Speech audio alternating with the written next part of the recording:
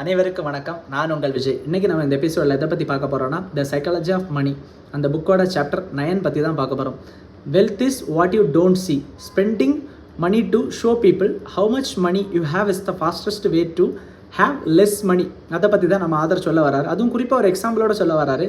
அவருக்கு தெரிஞ்ச ஒரு பையன் இருந்திருக்காரு. அவருடைய பேர் ரோஜர். அவர் ஒரு போர்ஷே கார் வச்சுருக்காரு. பட் அவர் என்ன வேலை பார்க்குறாருன்னு அவர் இதில் மென்ஷன் பண்ணலை இந்த புக்கில். அப்போ அவர் போர்ஷே காரில் வருவாராம். திடீர்னு ஒரு வாரம் கழித்து என்ன காரில் வந்தார்னா, ஓல்டு ஹோண்டா காரில் வந்தாராம். அப்போ இவர் ஃபஸ்ட்டு எதுவும் கேட்கல. திரும்ப அடுத்த வாரமாக திரும்ப ஓல்டு ஹோண்டா காரில் வந்தாராம்.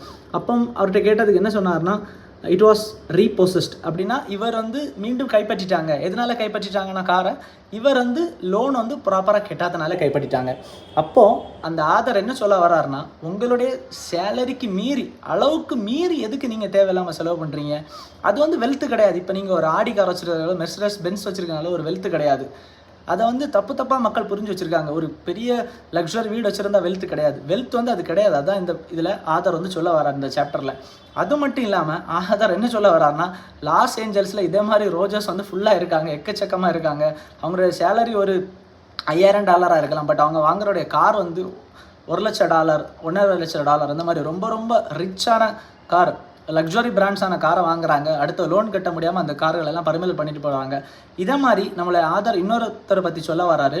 அவர் பில் மேன். அவர் ஒரு கட்டுரை எழுதுறாரு. அதில் எதை பற்றி சொல்ல வர்றாருன்னா, வெல்த்னா என்னன்னா, இப்போ நீங்கள் நல்ல ஒரு காரியங்களுக்காக உங்கள்கிட்ட இருக்கிற பணத்தை செலவழிக்கிறீங்கன்னா நீங்கள் பணக்காரராக, ரொம்ப ரிச்சான மக்களாக நீங்கள் ஃபீல் பண்ணலாம். அது வெல்த்துன்னு சொல்ல வராரு. அது மட்டும் இல்லாமல் உங்கள்கிட்ட எவ்வளோ பணம் இருக்கோ அதை மட்டும் செலவழிங்க, இல்லாத பணத்தை செலவழிக்காதீங்க. அது ரொம்ப ரொம்ப புத்திசாலித்தனமான தனம்னு சொல்ல வராரு. அது ஒரு மிகச்சிறந்த ஒரு வழின்னு சொல்ல வராரு. நீங்கள் தேவையில்லாத அளவுக்கு பணத்தை ஸ்பெண்ட் பண்ணாதீங்க.